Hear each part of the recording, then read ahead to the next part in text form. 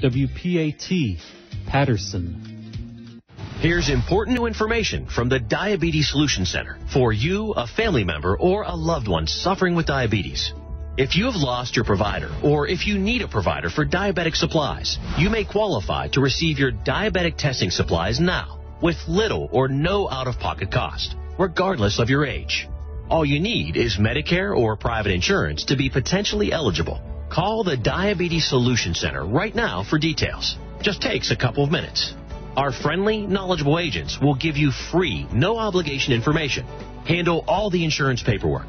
and make sure your supplies are delivered directly to your door for free. Call U.S. Medical Supply 24 hours a day. 888-303-9136. 888-303-9136. 888-303-9136. Call right now. 888-303-9136. Does your business spend $500 a month or more on gas and electric bills? Did you know by making a simple free phone call, you can save up to 25% on your bill every month? What could you do with a 25% savings on utility bills every month? Energy deregulation is now available in your state. Making one simple phone call will show you how we can lower your gas and electric bills instantly with no changes to your bill and no enrollment fee. This is a free service. The only thing you'll notice is a lower bill every month. Call U.S. Power and Light right now. Learn how easy it is to lower your utility bills for your business and save money. We promise. So if you spend over $500 a month on your gas and electric bills, please call right now and unleash your savings. 800-993-1358. 800-993-1358. 800-993-1358. That's 800-993-1358. WPAT. The following program is presented by its producer, host, and sponsors. ألف لام ميم ذلك الكتاب لا ريب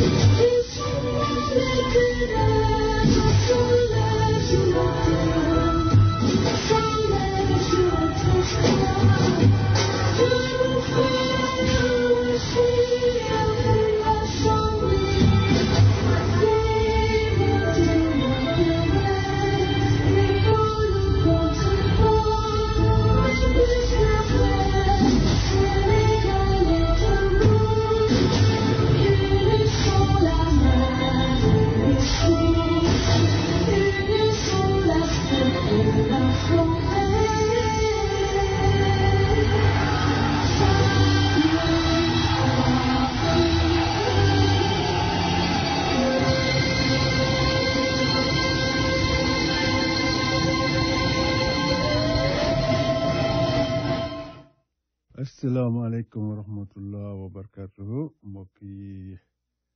I'm low right now. What is this? Wow, guy, manyo.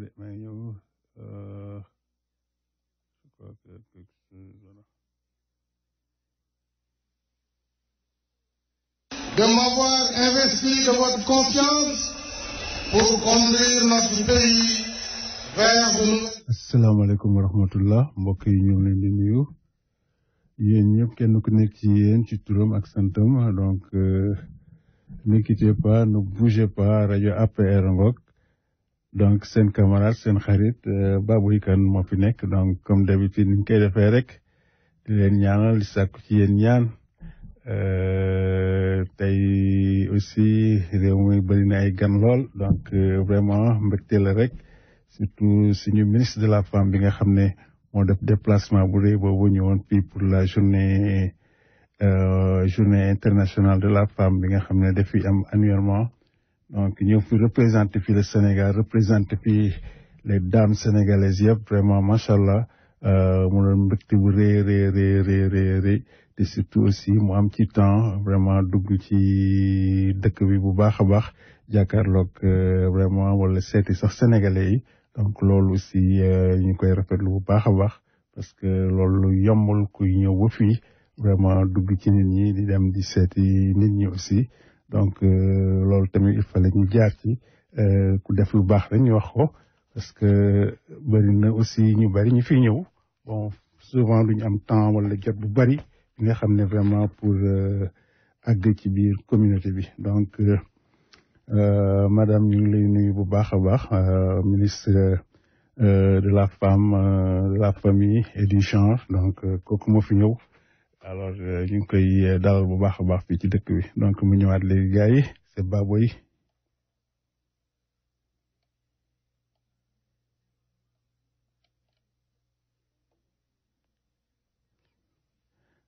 Attendez.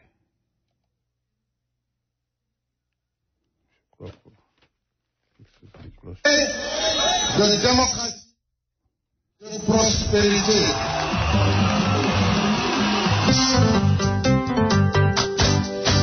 Alpulaar yi ak séeréer yi déglu leen ma tey laa leen di woyal président Macky Sall.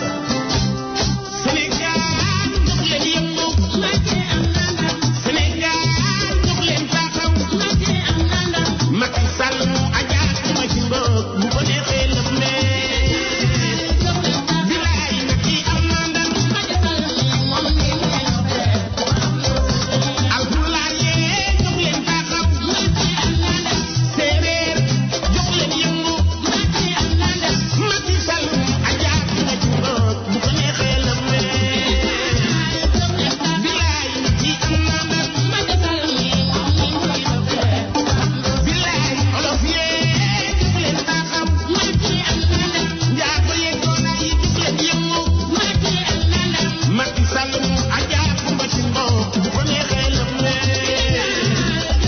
góoru Marème Faye moo sobe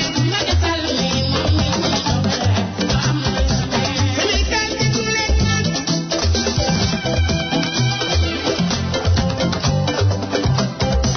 boo leen ma dégloo tey laa leen di woyal président Macky Sall seen doom ji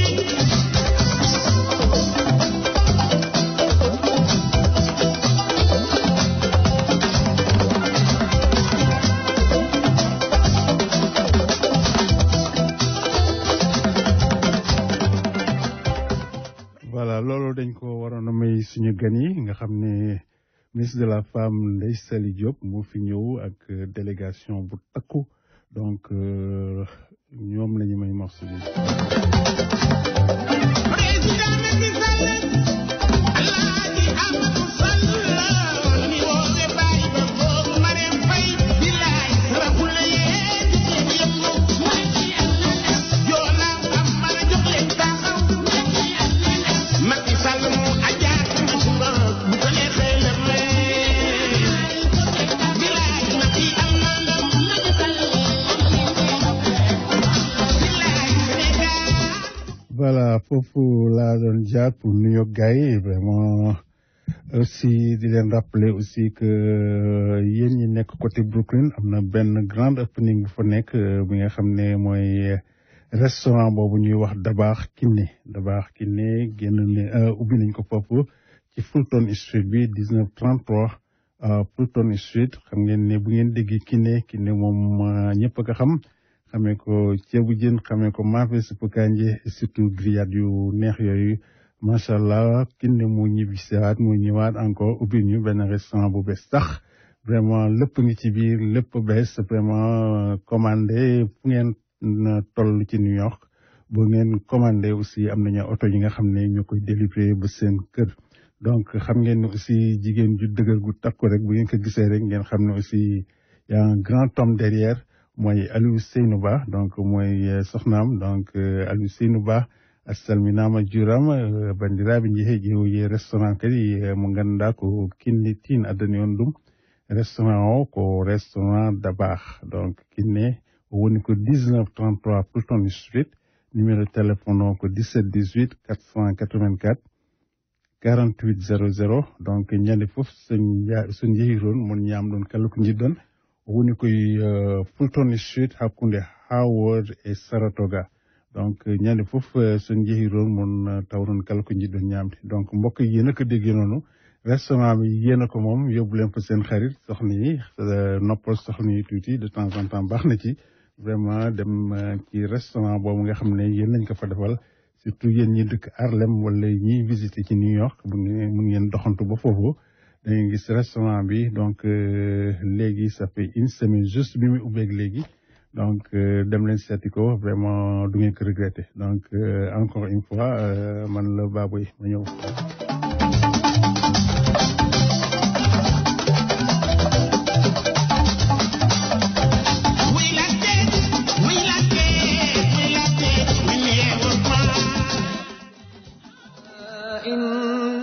هم السفهاء ولكن لا يعلمون وإذا لقوا الذين آمنوا قالوا آمنا وإذا خلوا إلى شياطينهم قالوا أعوذ بالله من الشيطان الرجيم بسم الله الرحمن الرحيم الحمد لله رب العالمين الرحمن الرحيم مالك يوم الدين إياك نعبد وإياك نستعين اهدنا الصراط المستقيم صراط الذين أنعمت عليهم غير المغضوب عليهم ولا الضالين صدق الله العظيم mbokk yi loolu bu ngeen ko déggee da ngeen xam ne ab tàgg la tàgg bi jógee Sénégal donc muy suñu baay suñu vraiment wóllëre nekkoon aussi nit ku màgg ci biir Sénégal ñu respecté ko ci côté yëpp et surtout aussi ci côté politique bi et surtout aussi foofu ci garage pompier kooku ñu doon wax Lobaat Fall Lobaat Mamadou Birane Fall donc moom moo ñu tàggu tey à l'âge de 89 ans donc Samba Sarr foofu ci Memphis ñi ay mbokkam la ñuy nekk fii ñoo ñu indil tàgg bi Luka Fall foofu ci Memphis Mamadou Sarr ak soxnaam ci Missouri Ousmane Ndiaye ci Memphis ak Niba Mboup fii ci New York ak borom këram Ibou Sarr foofu ci Detroit Mamadou Lobaat Fall doom la ci Lobaat Fall donc mu ngi fii ci Memphis Mbaye Ndiaye ak soxnaam fii ci New York Amel Touré ak soxnaam fii ci New York Atia Sarr ak borom këram fii ci New York donc ki ñu indil tàgg bi mooy suñu xarit suñu partisan wu parti APR ñu koy wax Fama Kébé donc Fama Kébé aussi doom la woon ci Lobaat Fall voilà donc vraiment ñu ngi koy jaale aussi Fama Kébé di ko jaale aussi communauté sénégalaise bi yëpp parce que Lobaat Fall moom vraiment defe naa ne peut-être am na ku ko gisul mais ku ko déggul moom bu dee doomu sénégalais nga bon bariwut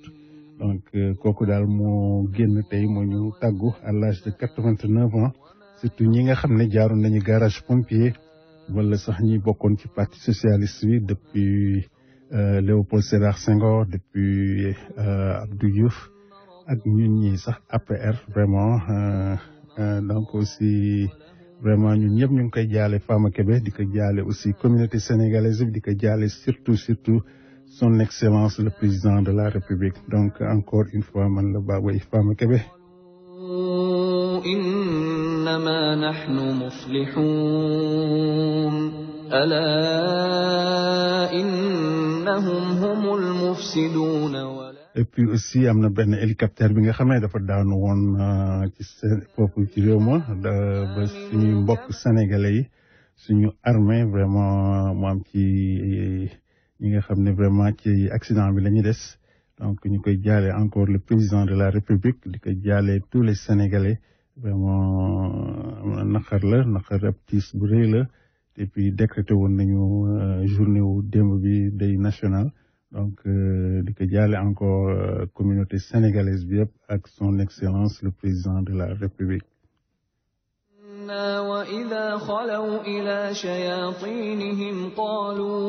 وإذا خلوا إلى شياطينهم قالوا إنا معكم إنما نحن مستهزئون الله يستهزئ بهم ويمدهم في طغيانهم يعمهون. Sadaqallahu al-azim. Donc ñu ñëwaat gars yi ci émission bi di nuyu aussi sama mbokk yi nekk Brooklyn bandiraɓe on calminama on juurama on ñaagama duwaw on neldama duwaw ɗum ɗo ɗum bisme e oɗo radio donc radio APR donc mbokk yi encore une fois man la Baboy donc di soññi nit ñi surtout li nga xam ne moo jëm ci enregistrement sur la liste électorale donc enregistrement bi tàmbale nañ ko depuis le 1er. Voilà ñu ngi ñaaxaat nit ñi encore ñu ñëw bindu parce que occasion la bi nga xam ne une fois boo enregistré boo ko raté donc raté nga 2019 bi yëpp bépp élection bu ci xewati doo ci bokk donc date bi benn la fii ak Sénégal yëpp mu ngi tàmbalee même jour donc war a jeexee le 30 avril. donc boo amul occasion wu wala boo enregistré wul ci liste électorale bi donc doo bokk ci élection yi ki tabb président yow doo ci bokk donc ñu ngi ñaax surtout suñu partisans yi vraiment ñu fagaru ñu wax tuuti encore yëngal tànk yu baax a wax takk daal di bu mu dëgër këj vraiment dugg ci kër yi vraiment dëkkandoo yi xarit yi vraiment xamloo leen nag liste électorale bi donc commission bi enregistré nit ñi ñu ngi fii ci New York donc dem leen ci consulat bi du matin au soir ñu nga fa lundi mardi vendredi samedi dimanche tous les jours ñu nga fa donc waroon nañu am aussi bu ñu amoon aussi liste bi nga xam ne mooy date yi nga xam ne mooy date yi ñu ñëw ci état yi bu ñu ko amoon aussi danañ leen ko wax mais malheureusement amuñu ko mais li ñu am rek lañ leen di jox pour l'instant lii la ñu amagum donc di sant ñëpp di gërëm ñëpp encore gars yi dem leen enregistré wu ngeen xool aussi ñi nga xam ne war ngeen cee bokk wala war ngeen leen dimbali daal ba ñu enregistré wu surtout xale yi nga xam ne aussi ñooy soog a am 18 ans xale yooyu c'est important que ñu bàyyi ci ñoom xel c'est des Sénégalais donc ñu dem utal leen nationalité sénégalaise yi loolu mun nga ko am ci consulat bi te et puis aussi bu dee am nañu âge voté voilà ñu boobaa aussi ñu dem ñu voté donc gars yi loolu moo doon yóbbante bi encore mu ñëwaat léegi Baboy.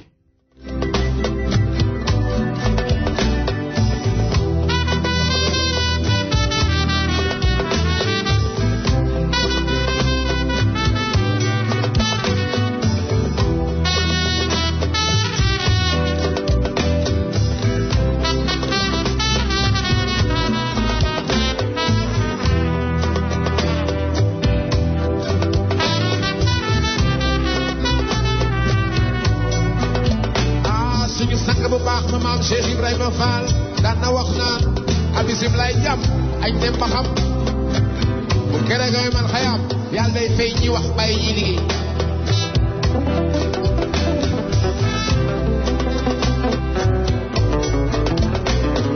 suñu président bu njëkk ba Senghor yàlla na ko yàlla yërëm daan na wax naan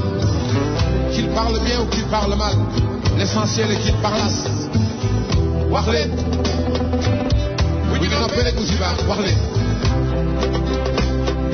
le chien aboie, la caravane passe. Qui va y aller, New Président, va y aller, New Qui va y aller, New Président, va y aller, New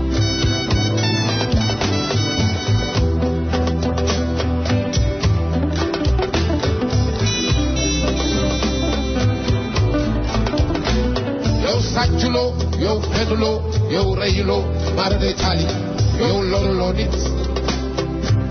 kon defal li ngay def te bàyyi leen ñu wax segam yonente bi gën gi mbindeef mooy am baatu ginnaaw kon defal li ngay def te bàyyi leen ñu wax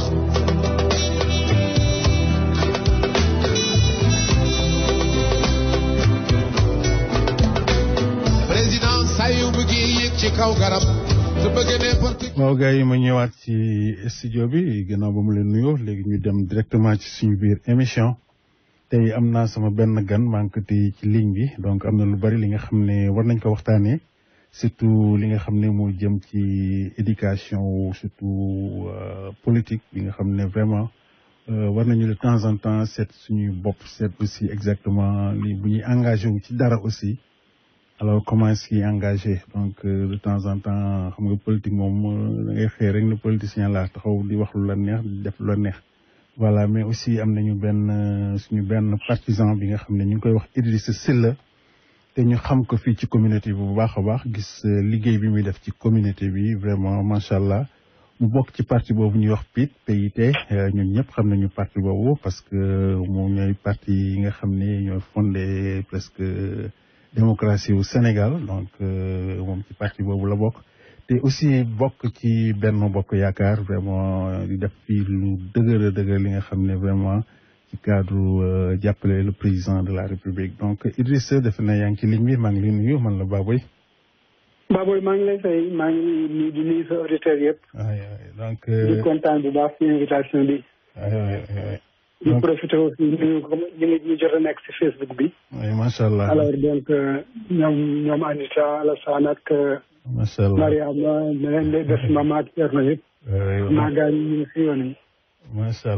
allah nga nuyu ma leen nga ne leen Baboy nga leen di nuyu ñoom ñëpp. waaw image bi du ma leen gis fii parce que sori naa leen mais xam nga rek technologie moo demee noonu. donc voilà ñu ngi ñuy suivre partout fii ci métropolitaine New York bi et surtout aussi en Afrique en France partout et état yëpp ñoom ñëpp ñu ngi leen di nuyu surtout ba Columbus Ohio ñoom Abou Talla surtout Thierno Hamé Baba Talla yi ñu nekk foofu yëpp ñu ngi leen nuyu parce que ñu ngi ñuy suivre aussi voilà. Alassane aussi ñu ngi lay wax good job. voilà good job brother. merci Alassane Sock donc ñu ngi lay nuyu bu baax a baax et puis surtout aussi di la wax félicitations ci nomination boobu nga xam ne am nga ko son excellence de la République nga xam ne fàttewul kenn donc lu jot yomb comme niñ koy waxee rek vraiment ñu ngi koy félicité bu baax a baax moom ak Doro yëpp Doro Ndongo aussi ñu ngi koy félicité parce que xam nga ne dañ nekk picc maa ngi ca kaw mais xel maa ngi ci suuf. président de la République li muy sori la donc xam nga ne fàttewul États-Unis parce que li mu fi def moom macha allah yeeg nomination yeeg loolu yëpp vraiment gis nañ ko donc ñu ngi koy félicité bu baax a baax. donc Idrissa donc maa ngi doon wax sànq affaire éducation bi nga xam ne surtout fonctionnement démocratique organisation. xam nga politique bi surtout bon ku mu neex rek dugg ci te xam nga avant bon amoon ay parti politique yi nga xam ne da ngay ñëw jaar ci formation yu demee noonu. mais tey dañuy gis rek vraiment dëkk bi lu la neex daal nu la neex wax nu la neex nga demee mais règlement bi daal yow toppatoo dara daal nu mu war a kiiwee lu la neex wax donc Idrissa loolu mooy suñu waxtaan tey dama bëggoon vraiment nga développé ma loolu. surtout fonctionnement démocratique et organisation c'est là bismillah. jërëjëf Baboy. merci. di rafetlu bu baax a baax invitation bi. merci. di leen nuyu di nuyu aussi sa auditeurs yi lay déglu yëpp ñu nekk ci Facebook beeg ñuy déglu rajo yi. merci. li nga xam ne nii nag tey moom la ñuy xëy na jëkkee. mooy xëy na Idrissa balaa ngay sori am na benn écho bu nekk foofu dafa naa voilà. waaw fay naa ko. voilà merci très bien. donc dañu bëggoon rek ci turu PIT Sénégal ak turu Benno Bokk Yaakaar. macha allah. vraiment jébbal suñu jaar la ko ci yow comme suñu nekk sa rajo. di rajo APR. merci c'est vrai. jaar boo xam ne bi ñu ngi koy donc jëmale ci suñu xarit suñu rak suñu jigéen suñu camarade di jàmbaar. macha allah. muy Fama Kébé. sonn ci parti bi lool tamit may. sonn na ci parti bi lool liggéeyam vraiment nit ñi ràññee ko. macha allah. mu nekk aussi ku bëgg président ku bëgg Benno Bokk Yaakaar ku bëgg Sénégal. wallaay dëgg la. defe naa li xew jarul ñu koy wax kenn ñëpp waa Sénégal yëpp ko dégg. man naa ne sax Afrique adduna bi yëpp. ndeysaan. ñoo ko yëgandoo bi ñu xëy ñenn ñi yëg nañu ko dig si guddi ñenn ñi bi ñu xëyee lañ ko yëg. muy génn ko adduna suñu mbokk suñu papa suñu càmmiñ suñu di jaay maam ci ñenn ñi di Lobat Fall mu nekkoon ku ñu ràññee Sénégal si njàmbaaram waaw entrepreneur bu mag Makan wax na ko man sax si moom laa yëge mbir mi bi may jël pause tey si midi dugg nii di xool Facebook bi rek yem si publication Makan Kan donc ma gis ñu koy tàgge ñu nekk tiis bu mag donc loolu daal am na fi ñuy bokk tiis beeg moom nag di ko jaale ay mbokkam di ko jaale aussi APR jaale ko Benno Bokk Yaakaar vraiment képp koo xam ne kii di soppee ñu la koy jaale di ñaanal papaam yàlla xare ko àjjana fa mu jëm gënal ko fi mu jógee di aussi xamal nit ñi rek ne dimanche si takkusaan inshallah moom ci boppam faaw mi ngi sàkku ñaan si communauté bi ñaanal papaam ñaan yooyu mën ko gunge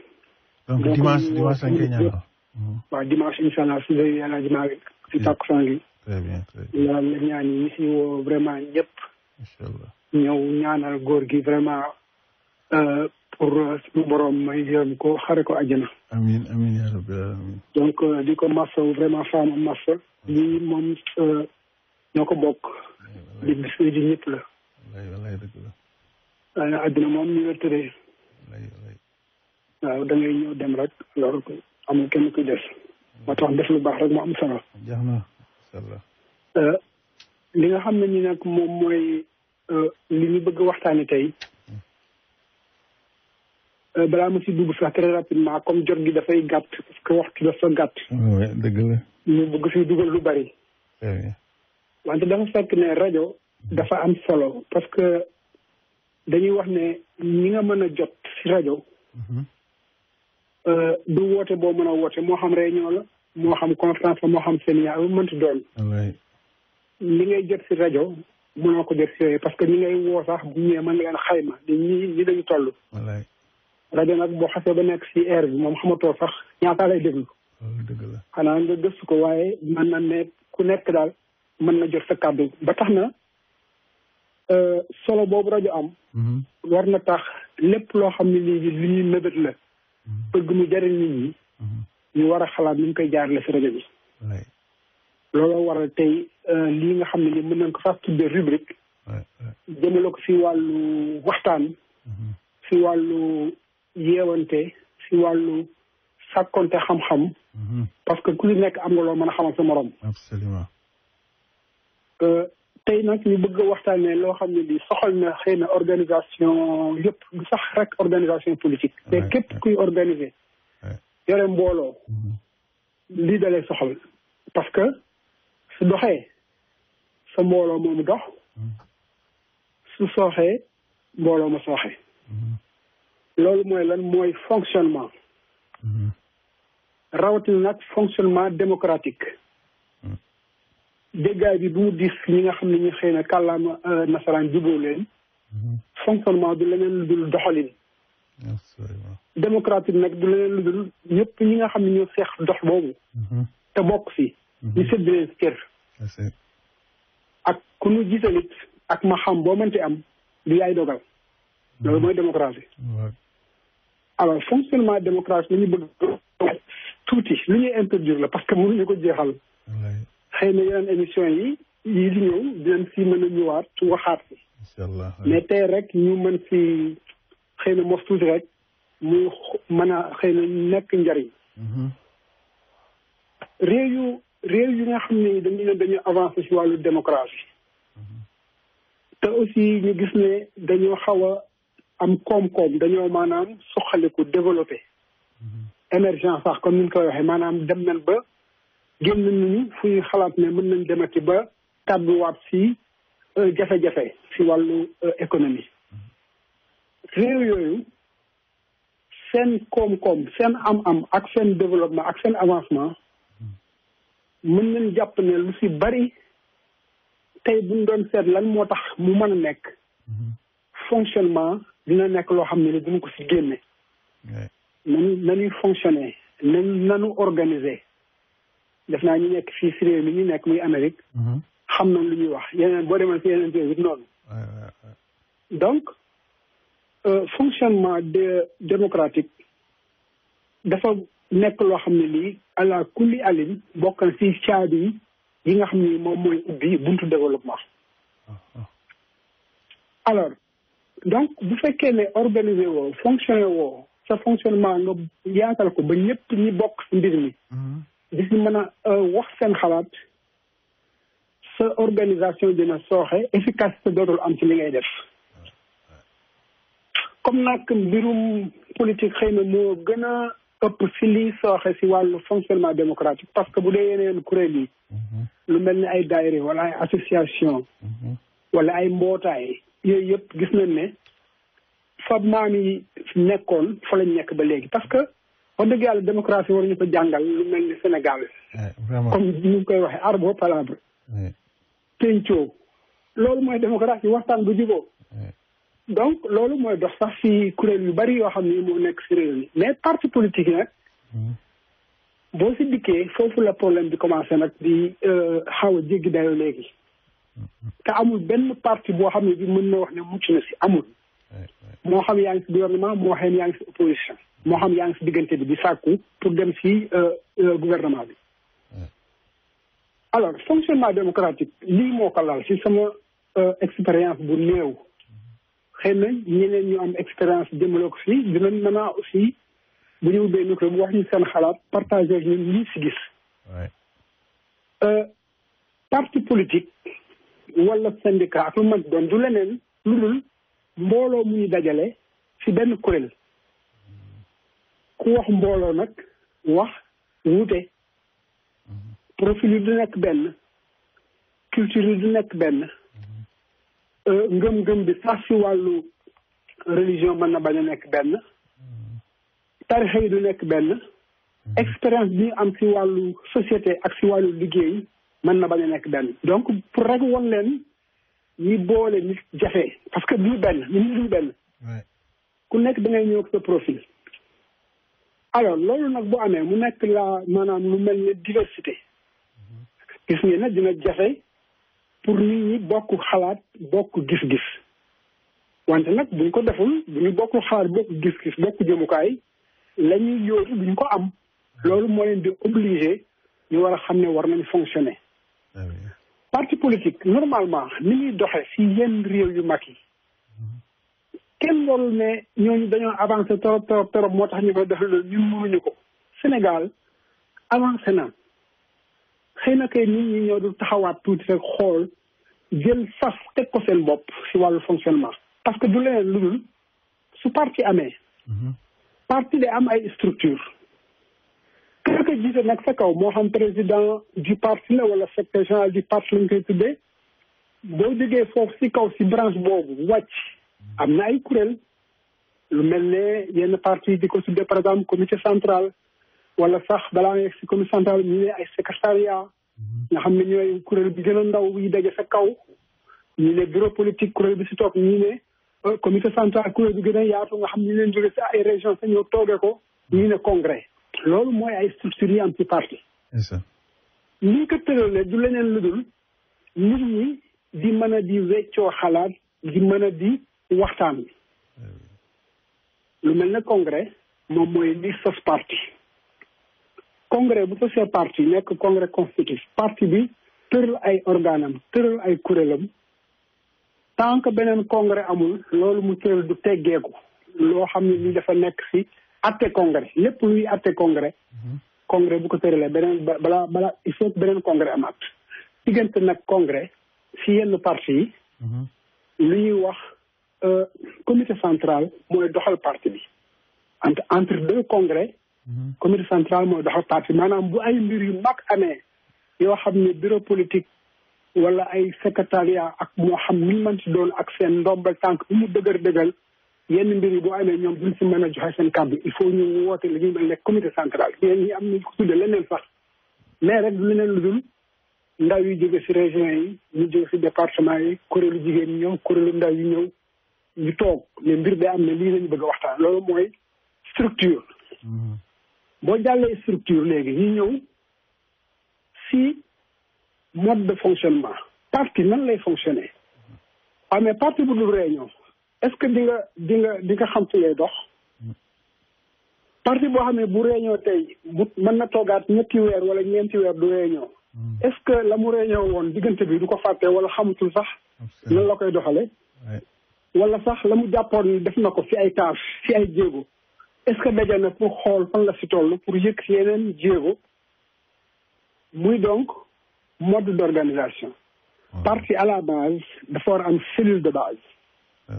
parce que nit ñi mënuñu tasaaroo nii rek dem ku nekk ne man ci laa bokk fee laa bokk loolu moom ngeen di dégg ñi di wax comité ñi di wax ay noyau ma jàll ci rapidement ñooñu ñooy nekk ci quartier bi ñoo war a nekk ci entreprise bi ñooy nekk ci tool yi loolu mooy comité de base muy cellule bi gën a ndaw ci parti bi loolu bu amul ci parti benn ñaareel bu comité boobu du daje périodiquement mu nekkaat beneen problème comité day am réunion périodique dafa war a am te loolu yëpp day nekk loo xam ne dañ koy tënk sax boo xoolee ci ay statut ak règlement intérieur ñu ne chaque mois war na am réunion bu dee lañ ne chaque mois war na am réunion mais loolu la ñu war a respecté pour jàmm am efficacité am réunion yi bu amee ñu dina wax nii lay doxee nii lay doxee nii lay doxee nii lay doxee noonu la ko nit ñi aussi di war a topp xam nga loolu mënoo ne rek pays développé la donc man rek maa ko mën logique la rek logique boobu donc bu fekkee nit ñi d'accord nañ ci di ko def je crois que effectivement dina am njariñ loolu nag moo manqué actuellement suñu réew ba moo waral tey ñu xalaat ne war nañ ko waxtaane parce que dinañu jariñ ñun en tant que parti dinañu jariñ ñun en tant que coalition dina jariñ aussi yeneen parti yi tax surtout encore fi ñu toll nii parce que Sénégal dafa nekk en effervescence maanaam day baax li tax muy baax mooy jogante yi suñu kanam la présidentielle de 2019 mu nekk présidentielle bu am enjeu enjeu boobu mu am dafay obliger toutes les organisations politiques yi fi am ambition que ñu xoolaat seen doxalin président Macky Sall en passant gërëm bi nga xam ne bi dañ koy gërëm chaque jour buñ ko tàyyi wax na lu bari ci ay affaire ci lii may wax ni mbirum organisation bi ñu génnee ci territoriales yi élection territoriales yi def na sax ab lettre boo xam ne bii daf ko adressé woon militants yi lettre boobu sax dañ ko mujj a def genre brochure ay affaire organisation affaire unité affaire mobilisation affaire discipline loolu dina am temps dellu si waat si ngeen gis rek ni mu sax moom xarañe si loolu xam ne lii moom mooy lal réussite organisation donc pour dellu si rek xëy na foofu laay taxawee enjeu yi ñu jëm daf ñuy interpeller daf ñuy obliger ñu xool 3 niveaux benn niveau bi mooy unité deuxième niveau bi mooy discipline troisième niveau bi mooy mobilisation sans l'unité jarul ngay yaakaar def dara mu sotti moo xam armée la moo xam mbootaay la moo xam daayira la moo xam organisation sa ngay xam la moo xam parti la nit ñi bu fekkee ne mu ñu am benn gis-gis mu ñu booloo xam ne am na lu leen tax a jóg ñoo ko bokk fàtte seen bëgg-bëgg parce que nag unité pour mu am ku nekk da ngay fàtte yow la nga bëgg xool la mbooloo ma bëgg loolu indi unité loolu bu amee ñu xool ne comme unité la ñu bëgg te mbooloo la ñu na fonctionner démocratiquement ngal la bu kenn jël sa décision bopp ba noppi ñëw ne lii moo gën ci nit ñi xam nañ li gën ci ñoom da nga leen di woo ñu toog waxtaan loolu mooy fonctionnement démocratique mbir bu ko ay nit feexee parti politique ay militants ñëw ci librement génn seen carte nekk ay membre nekk ci ay kuréel lu manti am kenn waru mën a décider à leur place dañ leen a war a woo ñu toog ñu ne lii mooy ordre du jour bi lan mooy seen xalaat yomb na mais dama ko dul def te buñ ko defee rek jàmmaam bu ñëpp waxee seen xalaat nag foofu lay décision génne loolu mooy unité léegi nag discipline mooy lan mooy bu ñu toogee ba d'accord ba waxtaan ci mbir ku nekk wax sa xalaat xëy na ñun ñëpp sax mën nañ ci bañ a d'accord mais majorité bi la mu jàpp ne lii moo gën ci parti bi wala lii moo gën ci réew bi minorité bi si loolu la war a ànd. bu ko defee day plié wu à la majorité parce que décision am na. minorité waratul continuer sama xalaat bay jàll waaye waratul continuer def propagande xalaatam sinon rek loolu indi clan loolu mooy indi sectarisme ci parti loolu mooy rey parti mooy réorganisation. voilà Idrissa defe naa li nga wax fii vraiment c'est dégg nañ ko defe naa Sénégalais yëpp ngi ni ñuy déglu te ku ci bëgg a participer defe naa léegi da nga mën a dugg ci ligne bi ubbi nañ ko pour nga participer mais gis nga Idrissa aussi dégg naa nga wax mobilisation parce que parti politique. waaw mobilisation bi mooy li nga xam ne di moom mooy kaala mbir mi nag loolu ñaari yooyu bu amee unité bu amee discipline am occupation du terrain les gens bu ñu mobilisé wul objectif yi duñu ko atteindre donc Baboy maa ngi lay delloo kàddu gi voilà léegi li nga wax fii 3 niveaux yi nga fi joxe yëpp vraiment unité discipline mobilisation bon loolu yombul ci parti politique parce que fii la plupart des gens ku xëcc ci gémmiñam la ko jëmale voilà te puis intention boobu la nit ñi duggee ci politique donc Idrissa man gëm naa ne loolu kiiwul xaaral dama xool intervenant bi lu mu bëgg a wax rek quoi salaamaaleykum sëñ bi. waaw Baboy. waaw. man la Fadel na nga def. Fadel ñu ngi lay ziare bisimilah. man damay ñëw mais nag d'accord ma ak waa ji li mu wax. parce que fondement parti normalement idéologie moo war a nekk nit ñoo xam ne ñoo bokk xam-xam ñoo bokk gis-gis bokk fi ñu jëm moom mooy problème bi nga am Sénégal parce que soo xoolee bu njëkk soo xoolee dans les pays développés dañu ànd ak conviction pour ak idéologie pour ngeen ànd mais su fekkee ne intérêt moom moo tax soo xoolee pourquoi parti yu bëri Sénégal parce que da ngay gis ñu ànd mais bokkuñu conviction bokkuñu idéologie moo tax heure bu seen intérêt demee de côté rek ñu jógee fa dem feneen te loolu moom mooy problème bi parti bi boole nit ñu toog waxtaan c'est facile mais nag pour boole leen il faut que ñu bokk lu ñu gëm il faut que ñu bokk suñu jëm il faut que ñu bokk idéologie te gis nga comme moom en tant que responsable de parti su fekkee ne xamul lan mooy fondement parti ñi muy yilif duñu ak ko topp parce que bu njëkk soo xoolee temps ñoom Senghor temps ñoom Abdoulaye Wade dañ doon indi nit ñi ci idéologie am na ñoo xam ne ba ñuy dee bi ñu jóge fi ñu nekk parce que dañ fa dem ak idéologie dañ fa dem ak conviction mais ñi nga xam ne intérêt rek moo leen yóbbu ci mbir toujours ñoom ñooy indi coow li te société parti bu nekk Sénégal ñi indi coow li toujours mooy ñi nga xam ne ñëwuñu ak idéologie ñëwuñu ak conviction seen intérêt la ñu teg. intérêt yi saa ñu ko ba fi ñu dem. voilà merci Fadel dégg nañu li mu wax affaire idéologie la wax mais Sénégal nag ni muy structuré woo Fadel parti yi comme ni nga ko waxee bari na mais parti yi dañuy bokk donc day am ay coalition yi nga xam bokkuñu. waaw Idrissa waaw d'accord Idrissa dégg nga li mu wax. waaw très rapidement rek parce que temps bi bëgguñu peut-être jël temps bi yëpp si rubrique bi. Fadel maa ngi lay remercier si li nga dugg nii ak li nga yëkkati mbiru idéologie kooku débat la bu large si Fadel. te defe naa war nga ko xam. non mais loolu mooy fondement parti je pense. non parce que parti soo koy teg. dafa war a am foo ko teg mais du question rek da nga bëgg a booloo. parce que si boo tey ñu fal la da nga war a ñëw ni kat su ma ñu mën joxee si laa leen gën comme yaakaar bi ñu amoon ci Macky Sall pour fal ko mais su fekkee ne nit ki dafa ñëw sans ñu yaakaar ko mais naka lañ koy fale il faut nga am idéologie mën nga may ma tontu la. voilà Fadel donc merci beaucoup def naa Idrissa dégg nañu wax donc merci Fadel ok en 5 minutes. ok. Actuellement xëy na bëgguñu élargir détails yi on parle pas de Macky Sall. On ne parle pas aussi du Sénégal en général dañuy wax dañuy discuter de principe. de principe li nga wax ci idéologie xam naa ko parti fondement idéologique day am loolu mooy li classique moom la ñu gis dans tous les pays du monde mais gis nga ak lu ay principe classique warul tax nga fàtte réalité bi nekk sa réew. defe naa dinañ ànd d'accord maak yow ak ñuy déglu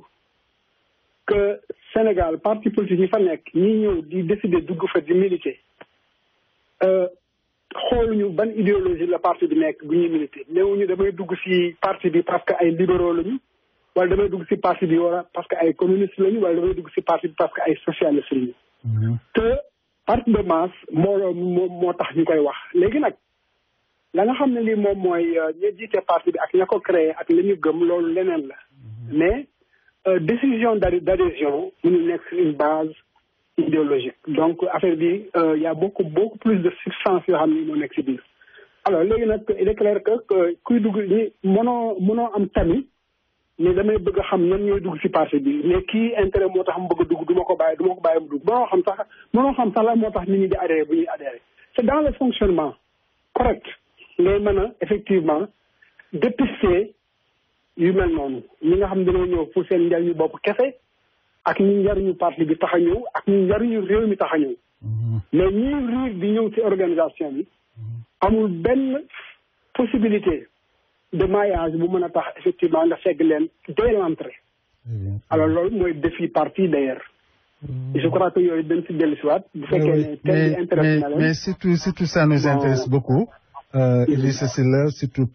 ñetti poñ yi nga wax unité ak discipline ak mobilisation. parce que discipline de parti dañ koy wax rek mais souvent c'est des théories ba nit ñi dañuy ñëw ci parti damay def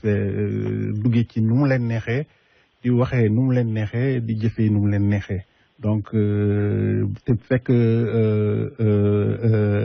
parti bi structuré wu na ba pare mais nu mu leen neexee daal nañuy doxale seen parti parce que tey boo seetee surtout technologie yu bees yi dañuy gis ay genre ñi nga xam ne dañuy nekk ci ay parti politique voilà léegi nag li ñuy créer mooy ay groupe WhatsApp te groupe WhatsApp yi dañ koy jëlee ci parti politique bi nga xam ne ñoo nekk des membres déjà di créer ay clan donc yooyu gis nañ ko fi c'est fréquent te léegi c'est des choses yi nga xam ne yu bees la te borom seen i borom ñu ngi naan ay dañoo discipliné wu voilà unité la ñu bëgg mobilisation la ñu bëgg te mobilisation bi loolu ñuy kii au lieu ñu dem ñu uti ay nit ñi nga xam ni defuñu politique wala affaire yu demee noonu mais mobilisation bi pour ñoom diviser ci biir parti bi xaaj ko jël nag nit ñi lii mooy sama affaire yu demee noonu donc technologie bu bees bi defe naa moo ñu créer problème yi mais c'est des problèmes yi nga xam ne ñu ngi fi vraiment. Ah oui, c'est des défis yoo xam ne aussi mënuñu si échapper parce que lu ñu doon ñaan la parce que ñu koy wax dinañ koy faral di bam toujours di wax que internet bokk na si xew-xew yi ëpp solo si àddina si siècle bi mu génn. voilà Idrissa balaa ngay sori rek ma jël sama intervenant bi rek ñu taxaw foofu ci internet bi waaw bismillah sëñ bi. waaw Babou maa ngi lay nuyu di nuyu Idrissa. bisimilah. waaw c'est-à-dire dafa laal benn point bu am importance. boo xam ne dafa xaw a laalaale waa ñu mel ni ñoom Khalifa Sall et consort. parce que boo xoolee li mu wax ci biir parti ni muy doxee. nga xam ne congrès daf ci am importance lool te ma gis ne am na parti yoo xam ne bi ne ñemewuñu def congrès ba léegi. ñemewuñ ko parce que booy xool démocratie amul seen parti parce que. dañuy xëy rek tabb kenn ne kii moom mooy nekk suñu candidat te warul demee noonu boo xoolee parti socialiste booy xool ci parti yi nga xam ne ñoom ñoo nekk Sénégal booy xool ci wàllu googu moo ci gën a tegu ci yoon kon nga xam ne bi mu laalee affaire congrès ne bu ñu defee congrès décision bi congrès bi jël moom la war a ñëpp topp même su fekkee ne minorité bi ànd nu mu tudd loolu du seen perception dañ ci war a ànd parce que loolu mooy doxal parti ñëpp àndandoo topp li décision parti bi rek parti bi dox mais comme li Fadel wax aussi souvent da ko ci ñàmbaar mooy su fekkee ne yow intérêt moo la tax a jóg intérêt kese yow doxaloo pour sa parti doxaloo pour nit ñi doxaloo pour réew mi te loolu aussi parti yëpp war nañ ci bàyyi xel bu ñu jëlee décision ñëpp ànd ci loolu mooy doxal même kër gi ngi dëkk borom kër gi bu jëlee décision te décision bi nga xam ne décision boobu moo baax ci ñëpp ku ci nangu sax dañ ci war a ànd man loolu rek laa bëggoon a souligner voilà merci beaucoup merci sëñ bi donc Idrissa dama lay jox sax nga rapide parce que temps bi jot nañu am nay kii élément yu mu war a kii mais léegi damay delloo kii bi xam naa gars yi bëgg nañ participer lu bëree bëri ñu ngi fii ci ligne bi mais Idrissa donc dégg nga li waa ji wax waaw bismillah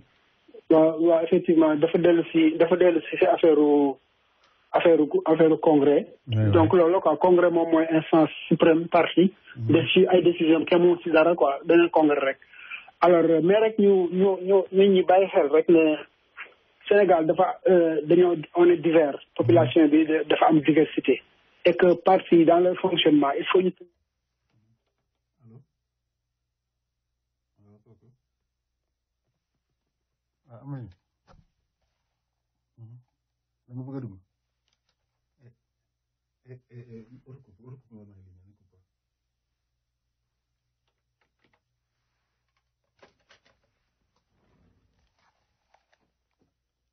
allo ak ay jégal allo Idrissa waaw am na kuy woote waaw Idrissa oui Idrissa waaw maa ngi nuyu maa ngi la nuyu Amadou Modou nuyu Idrissa Seck waaw bismillah waaw seen waxtaan bi neex na trop mais man ci sama gis dama foog ne Sénégal y a trop de partis un petit pays comme le Sénégal y a trop de partis bi Fadel wax man je suis d'accord avec Fadel Sénégal da ngay gis koo xam ne rek jëkkër ak jabar rek ñu def parti ces gens-là sont des partis d'intérêt c'est pas parti pour réew mi du parti pour Sénégalais pour seen bopp dong la loolu li ñu war a seetaan ñu éliminer certaines partis yoo xam amuñu benn njëriñ Sénégal man vraiment loolu moo ma gën a nekk ci Sénégal léegi jaari de recréer seen parti voilà merci Amandine donc ma kii Idrissa bàyyi ma jël benn dernier intervenant rek après ñu d'accord wala du xaj sax quoi Idrissa je m'excuse parce que dese naa yenn kii rek quoi donc kii ko foofu rek jël foofu Idrissa allez-y waaw Baboy bu fekkee boo amee loo bëgg a tëjee aussi mën naa la jox li def ci temps bi 9 minutes la sinon très bien bon ñoo wax a jàpp rek ne lu ñuy jëlaat la daal lii démarrage la rek lu ñuy tàmbali la tey et que vraiment bu fekkee auditeurs yi affaire bi intéresse na leen mën nañ si ñëwaat ñu indi suñu thème ku am thème boo xam ne aussi bëgg nga ñëw partagé ko waxtaanee ko nga ñëw indi ko ñu waxtaan si daal mais rek lépp rek si xóotal suñuy xalaat si li suñu réew doxe ak si organisation yi doxe dinañ dellu si waat si affaire parti yu bari yeeg yooyu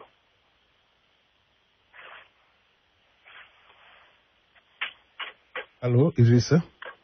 donc loolu la alors ma ne dinañ dellu si waat xam naa voilà seen émission léegi ce sera plus large ci émission yi di ñëw mais comme ni ko waxee rek dafa am ay éléments yi nga xam ne aussi il faut ma jàllale ko donc defe naa gars yi aussi commencé nañu xam ne aussi que vraiment xam-xam baax na trop et surtout aussi éléments yi nga xam ne bépp doomu sénégalais war na ci jaar et puis war ko jéem a respecté te surtout sax am na benn point boo waxoon ci affaire syndicalisme affaire yooyu commencé ci dugg mais loolu boobu point intéressé na ma trop mais xam naa ne niñ développé yooyu yëpp dans le futur surtout période inchallah quoi voilà donc Idrissa maa ngi lay nuyu bu baax a baax et surtout le remercier disponibilité bi ak li ñu indil tey nii quoi donc merci encore merci maa lay remercier di remercier auditeurs yi incha allah dinañ dajewaat. waaw non amul benn problème incha allah. di xaar aussi di xaar seen réaction mën nañ ko def ci Facebook bi mën nañ ñu aussi woo mën nañ la woo donc ku fi am xalaat te mënoo woon a wax ci émission mën nga réagir. incha allah après l'émission. merci. voilà merci Idrissa merci bien merci encore à tout le monde voilà ñi participer ñëpp ñu ngi leen di remercier bu baax a baax. donc voilà merci Idrissa merci. voilà gars yi donc ma ñëwaat léegi quoi ñu continuer. Et puis voilà, ça passe pas. Voilà, gars, il ok.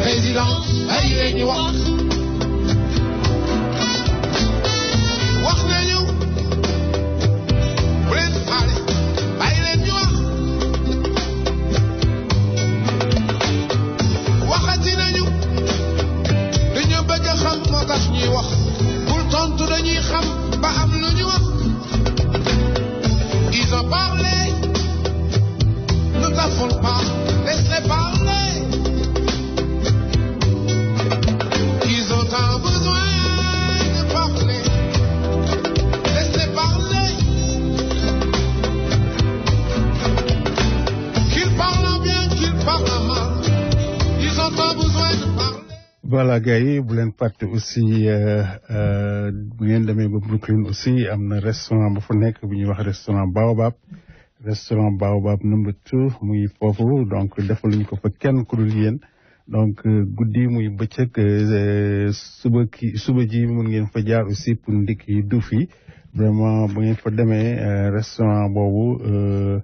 nekk ci Fulton Street diggante Northstrand ak Bedford donc foofu la lépp di xewee foofu ngeen di yóbbu seeni gan foofu ngeen di yóbbu seeni xarit doom yi yóbbu leen ci restaurant gastronomique boobu muy nekk ci 1235 Fulton Street foofu ci Brooklyn New York donc defaluñu ko fa kenn ku dul yéen te dañuy delivery am nañuy oto yu bees sax te dara defu ko fa lu dul yéen satisfaire leen donc dem leen foofu ngeen seeti Baobab restaurant Baobab number 2 encore 17 18 484 48 66 donc lépp si lu ngeen soxla ci delivery bu ngeen fa demee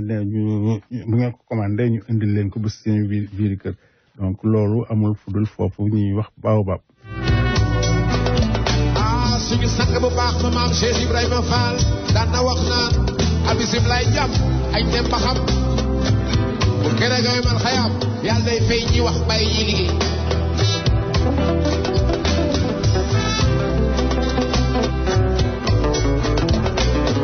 suñu président bu njëkk ba Senghor yàlla na ko yàlla yërëm. waaw aussi morceau bi ñu koy may aussi suñu opposition bi dégg nañu fan yëpp ñu ngi woon ci tali bi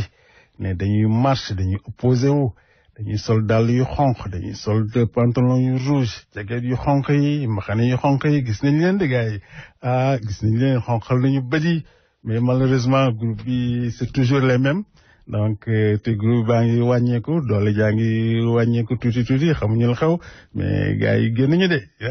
noonu ngeen day en tout cas mu nga donc ñu ne seen carte électeur la ñuy laajte gars yi na wax am maanaa voilà na wax am maanaa yéen ñëpp yéen ñi taxawoon foofu yëpp kenn ku nekk ci yéen am na carte électeur am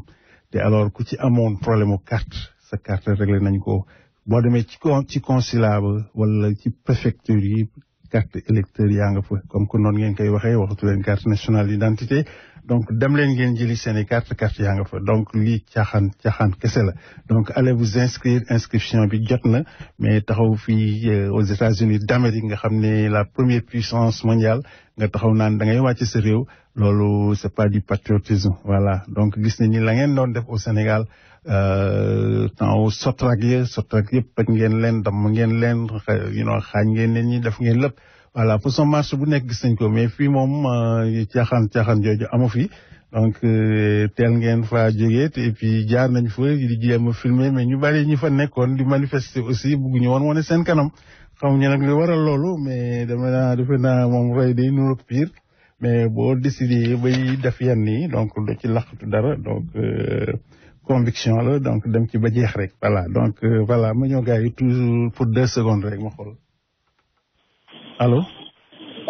waaw asalaamaaleykum. maaleykum salaam. waaw Samba si gaawal temps bi jeex na de. Amadou Modou ama respect ci doomu aadama yi nit ñi di bu ñuy mel. asalaamaaleykum wa rahmatullah. waaleykum salaam. waaw soxna si ñu ngi lay ziyaare. Abba Boye man la Fa. Fa Mbow ñu ngi lay ziyaare bu baax a baax. ñu lay ziar bu baax di la féliciter ci émission bi. merci Fa yaa ngi ci biir a biir. waa xam naa damay gaawantu rek bëggoon jàllale rek fàttali. événement bi ginnaaw suba bi le 18 bi incha allah le 18 mars bésu jigéen ñi. moom laa bëggoon rek fàttaliwaat auditeurs yi yëpp rek. waaw bisimilah wax ne buñ ko fàttee ne ñëpp teel a ñëw. waa 30 secondes laa dese. waaw ayca. allez-y donc Fa Mbow comme ni mu ko waxee rek. donc femmes yëpp soxna yi vraiment seen journée la donc Fa allez-y. waaw suñu journée la ñu bañ ñëpp kenn tardé rek nit ñi mise en place 10 heures la incha allah. voilà du 11 heures du minuit 10 heures la di nuyuwaale suñu gan yu tedd yi nga xam ne ñu ngi leen fay xaar aussi suñu ministre. voilà merci Fa donc merci beaucoup donc à la semaine prochaine gars yi donc merci encore.